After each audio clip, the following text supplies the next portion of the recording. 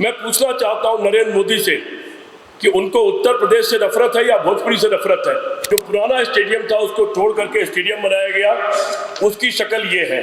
जो उन्होंने अंतर्राष्ट्रीय उसका प्राधिकरण बनाया है, उसकी शक्ल ये है। इतना झूठा प्रधानमंत्री, जिस क्षेत्र से 10 साल से एमपी है उसने वहां के साथ ये व्यवहार किया है। प्रधानमंत्री के रूप में उन्होंने पर्यटन कर लिया, सब जगह घूम आए। क्योंकि देश भर ने देखा कि किस तरह से उस बच्ची के साथ बलात्कार हुआ, उसका वीडियो बनाया गया। दोस्तों, आप सभी का हमारे कांग्रेस पार्टी के सभागार में स्वागत है। हम सभी लोग कल रात को बनारस से लौटे। मेरे साथ प्रियंका गुप्ता जी हैं, हमारी प्रवक्ता है, इधर सुधा मिश्रा जी है, दानिश जी हैं सोशल मीडिया के हमारे, शालिनी जी हैं सोशल मीडिया से, और सचिन रावत जी हमारे प्रवक्ता हैं। ये सारे लोग बनारस में थे। उसके पहले रायबरेली, अमेठी और जगह जगह इन लोगों ने काम किया। कल चुनाव का आखिरी दौर है और कल का चुनाव कई मायने में बहुत महत्वपूर्ण है। कल का चुनाव एक इतिहास रचने जा रहा है। हम लोग बनारस में थे, कुछ बातें वहाँ की करना चाहता हूँ मैं। बनारस में हम लोग थे, कल एक अजीब घटना घटी। किसी भी पार्टी का ये अधिकार है कि वो आप लोगों को विज्ञापन दे, अखबारों को, टीवी को विज्ञापन दे, और विज्ञापन में हम भाषा क्या इस्तेमाल करें, कंटेंट क्या इस्तेमाल करें, ये हमारा अधिकार है। और ये अधिकार अखबार और टीवी का है कि अगर उसके लिए कोई परमिशन लेनी है तो वो लोग खुद लेते हैं और उनको मिलती है। सिर्फ एक चीज़ हो सकती है कि हमारी भाषा गाली गलौज की ना हो, असंसदीय ना हो, गैर संवैधानिक ना हो। हम कोई देशद्रोह के कैटेगरी का कोई बात ना कर रहे हो, कानून के खिलाफ कोई बात न कर रहे हो। हम लोगों ने ये तय किया, बनारस का पूरा चुनाव स्थानीय बनाम गुजराती हो गया है। हम लोगों ने ये तय किया, अजय राय जी का आपने बयान सुना होगा, वो उन्होंने प्रेस कॉन्फ्रेंस में भी दिया, और राहुल गांधी, अखिलेश यादव की सभा में भी अखिलेश यादव और अजय राय जी ने अपना पूरा भाषण भोजपुरी में दिया। पूरा भाषण आप लोगों को सुनने को मिला होगा। इसलिए हम लोगों ने यह तय किया कि जो आखिरी अपील अखबार में विज्ञापन की शक्ल में जानी है या टीवी मीडिया को देनी है, वो भोजपुरी में जाएगी। और उसके लिए वहाँ के professor Sadanand Shahi, head of department, हमारे दोस्त हैं, सतीश राय जो रिटायर्ड प्रोफेसर है, 36 साल प्रोफेसर रहे विद्यापीठ में, और मैं, हम तीनों लोगों ने मिल करके उसके लिए काम किया। भोजपुरी के एक एक शब्द को चुनकर हमने एक अपील तैयार किया। एक नया कानून इन्होंने बना दिया है कि अगर आप कोई विज्ञापन भी देंगे तो पहले सूचना विभाग से परमिशन लेनी पड़ेगी। वो परमिशन लेने के लिए हमारे प्रवक्ता शैलेंद्र सिंह जब वहाँ गए, उन्होंने पहला ऑब्जेक्शन ये लगा दिया कि भोजपुरी में अपील नहीं छप सकती। भोजपुरी को मॉरिशस सरकार ने भी अपनी राष्ट्रभाषा का दर्जा दे रखा है। कई जगहों पर भोजपुरी को मान्यता मिली हुई है, यहाँ पर भी भोजपुरी को मान्यता मिल चुकी है। और मान्यता न भी हो तो भोजपुरी भाषा एक बहुत विशाल समुदाय द्वारा बोली जाने वाली भाषा है। और हमारे उस अपील को, उस पर ऑब्जेक्शन लगा दिया गया। उस पर 2-3 घंटे जद्दोजहद और बहस चली, और उस बहस के बाद फिर वो तैयार हुए कि ठीक है, हम छाप देंगे, इसको अलाउ कर देंगे। तब उन्होंने ऑब्जेक्शन लगा दिया कि 48 घंटे पहले आपको परमिशन लेनी चाहिए थी, और फिर उसका विरोध व्यक्त करते उन्होंने परमिशन देने से इनकार कर दिया। तब मैंने वो अपील भोजपुरी की कर आप लोगों को, हमारा जो मीडिया का ग्रुप है उसमें डाला, और तमाम तरह से हमने आपको शेयर किया है। मैं पूछना चाहता हूं नरेंद्र मोदी से कि उनको उत्तर प्रदेश से नफरत है या भोजपुरी से नफरत है। मैं पूछना चाहता हूं नरेंद्र मोदी से कि बनारस से वो 10 साल से सांसद है। बनारस भोजपुरी की राजधानी है, भोजपुरी भाषा की राजधानी है, भोजपुरी संस्कृति की राजधानी है। नरेंद्र मोदी को भोजपुरी संस्कृति और भोजपुरी भाषा से क्या नफरत है और क्यों नफरत है, ये मैं सवाल पूछना चाहता हूं। और किसी की हैसियत नहीं है कि वो भोजपुरी संस्कृति के खिलाफ कुछ करे या भोजपुरी भाषा के खिलाफ कुछ करे। भोजपुरी भाषा अपने को लेकर के दुनिया के तमाम देशों में गई, मजदूर बन करके गई थी और राजा बन गई। वहाँ मॉरिशस में, फिजी में, टोबैको में, ट्रिनिडाद में, वो तमाम ऐसे देश हैं कि भोजपुरी भाषा मजदूर बन करके गई थी, लद करके नाव में, ऐसी नाव में जिसमें 50 लोग बैठ सकते थे, 100 लोग अंग्रेजों के द्वारा लाद के ले जाए गए, और वहाँ पर राष्ट्रपति और प्रधानमंत्री बन के बैठ गई है। उस भोजपुरी भाषा से नरेंद्र मोदी, उनकी सरकार को इतनी नफरत है कि उन्होंने हमारे भोजपुरी की अपील को परमिशन देने से इनकार कर दिया, लेकिन वो उससे रुकने वाली नहीं है। वहां दोस्तों हमने ये देखा, हम लोग जब गांव में घूम रहे थे, इन लोगों ने सबने मीटिंगें की, दानिश ने और शालिनी ने, इन लोगों ने कुछ बड़ा काम किया वहां। हम आपको उसके बारे में कुछ दिखाना चाहते हैं। वहां कहा गया कि एक स्टेडियम बनाएंगे नरेंद्र मोदी, और जो पुराना स्टेडियम था उसको तोड़ करके स्टेडियम बनाया गया। उसकी शक्ल ये है, ये इससे वो खिलाड़ी पैदा करने जा रहे हैं इस स्टेडियम से। भारतीय जनता पार्टी सरकार आने पर उन्होंने, नरेंद्र मोदी ने कहा, आपने गडकरी का बयान भी सुना होगा कि बनारस से कलकत्ता तक जहाज चलेंगे, जल यात्रा होगी, और उन्होंने बड़े बड़े दावे किए थे तमाम जहाज चलाने के। ये उनका दावा था और नारा था। और जो उन्होंने अंतर्राष्ट्रीय उसका प्राधिकरण बनाया है, उसकी शक्ल ये है, ये उन्होंने जो बंदरगाह बनाया है उसकी शक्ल ये है, जंगल है और इस स्थिति में है।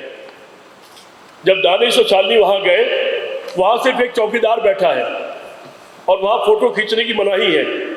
उन लोगों ने इनको धमकाने की कोशिश की, लेकिन राहुल गांधी कहते हैं कांग्रेस पार्टी के शेर, ये कांग्रेस पार्टी के शेर थे, हमारे शेर और शेरनी। ये लोग डरे नहीं, इन्होंने सारी फोटो खींची, एक वीडियो बनाई, अभी हम आपको दिखाएंगे कि वहां उन्होंने क्या काम किया है। इतना झूठा प्रधानमंत्री, जिस क्षेत्र से 10 साल से एमपी है, उसने वहां के साथ ये व्यवहार किया है।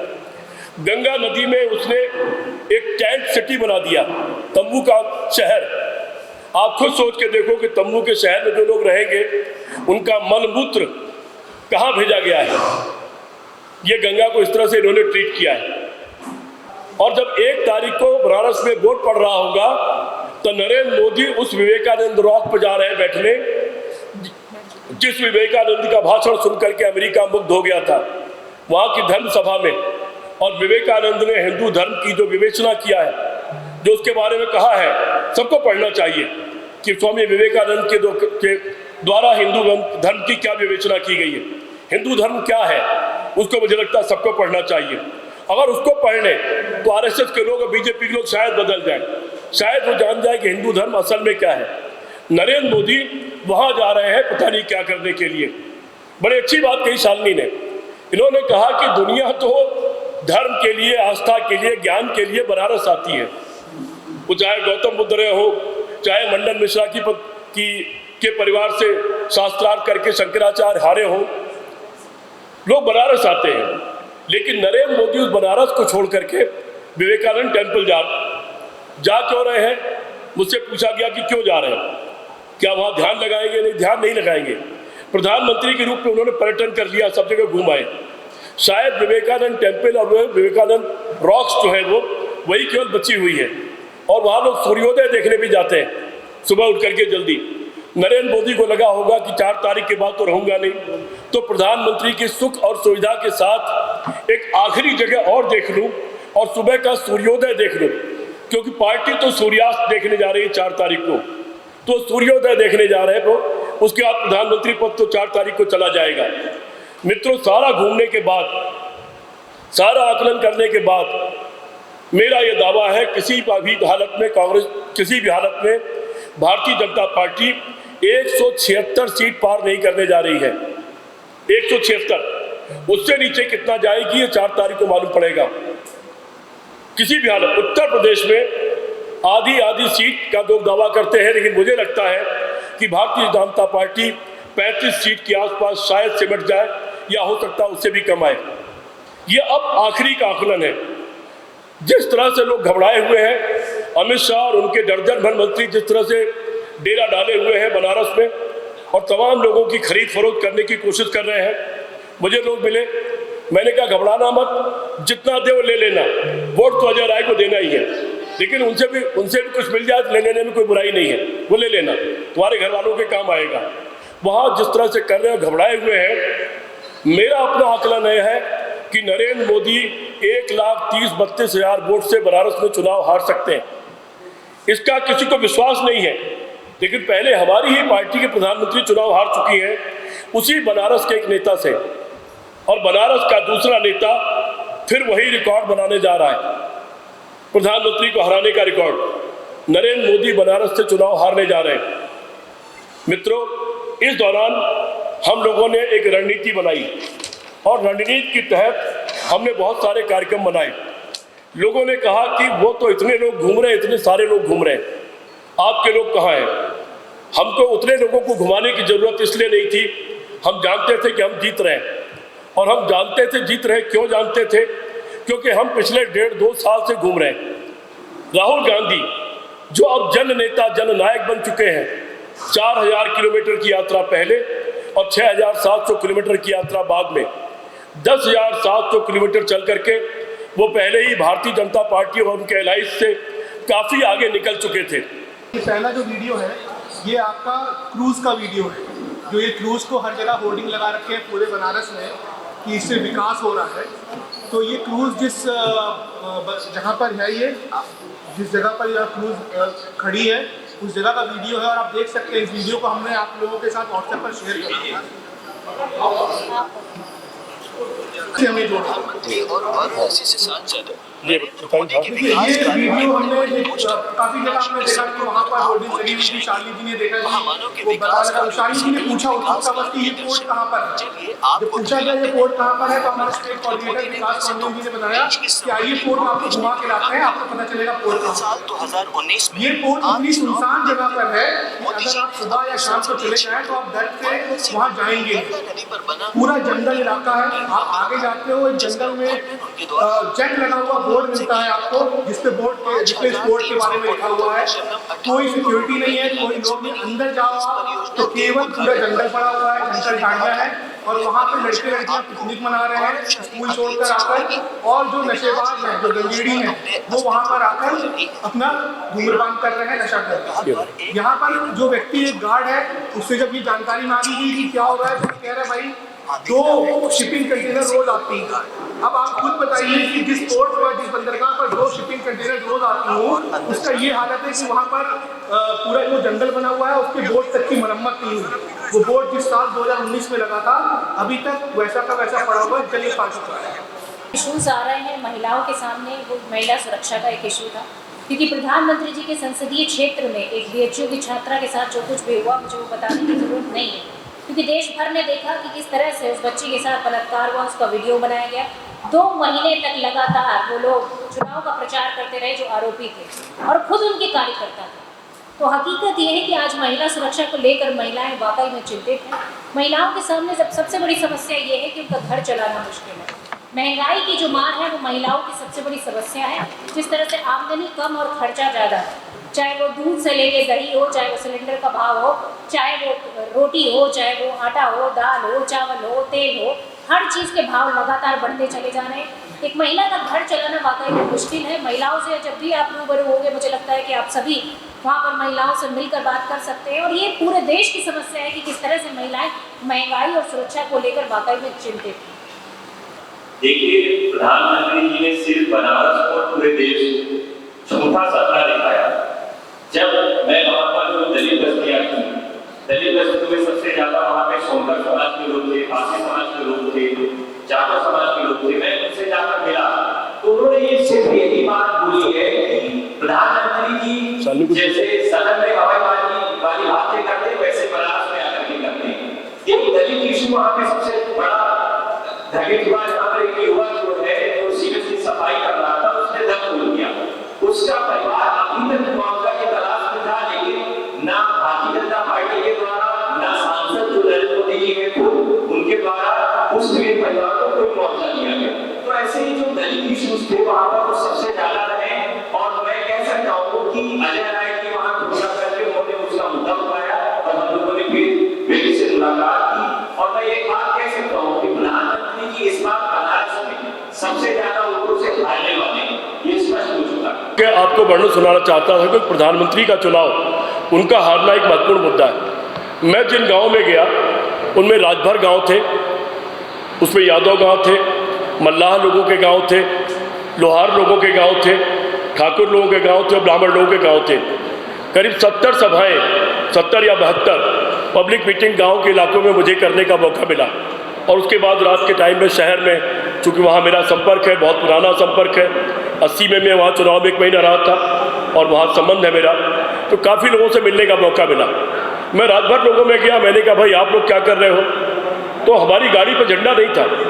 उन्होंने छूटते ही कहा हम तो अजय राय को वोट दे रहे हैं। मैंने अजय राय को क्यों वोट दे रहे हो? आपका तो राजभर एक नेता है जो बीजेपी के साथ है। बोले वो तो अपने और अपने बेटे के लिए काम करता, हमारे समाज के लिए नहीं करता।